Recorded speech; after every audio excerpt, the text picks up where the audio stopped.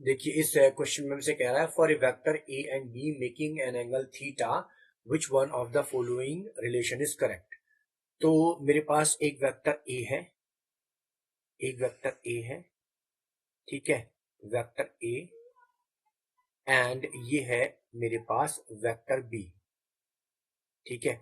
अब यदि मैं इनका क्रॉस प्रोडक्ट करता हूं, vector A cross vector B, तो उस केस में मैं इसकी डायरेक्शन बताने के लिए कि इसके रिजल्टेंट की डायरेक्शन क्या होगी, मैं राइट हैंड थंब रूल का यूज करता हूं। तो अब अगर मैं यहां से ही मानूं कि मेरा जो एंगल थीटा है, एंगल थीटा जो है, ये रहा एंगल थीटा, ये वेक्टर ए से वेक्टर बी की तरफ बन रहा है, और मैं अपने राइट हैंड की फिंगर्स को कुछ इस तरह से कर्ल करूं कि वो ए से बी की तरफ जाए, ए से बी की तरफ, आप करके देख लीजिए, ए से बी की तरफ, ठीक है। तो जो मेरा थंब होगा उसकी डायरेक्शन इनसाइड द स्क्रीन होगी, यानी स्क्रीन में अंदर की तरफ जाते हुए होगी।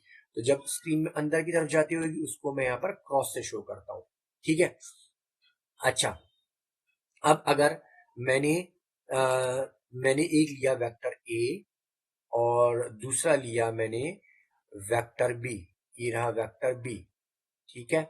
अब अगर मैं अपने राइट हैंड की उंगलियों को कुछ इस तरह से कर्ल करूं कि मेरा जो थीटा है वो बी टू ए बने, ठीक है, बी टू ए इस डायरेक्शन में, तो मैं देखूंगा कि मेरा जो थंब है उसकी जो डायरेक्शन है वो स्क्रीन से बाहर की तरफ है ना, स्क्रीन से बाहर की तरफ को आ रही है, और उसको मैं डॉट से शो करूंगा। तो ये है मेरा बी क्रॉस ए, ठीक है।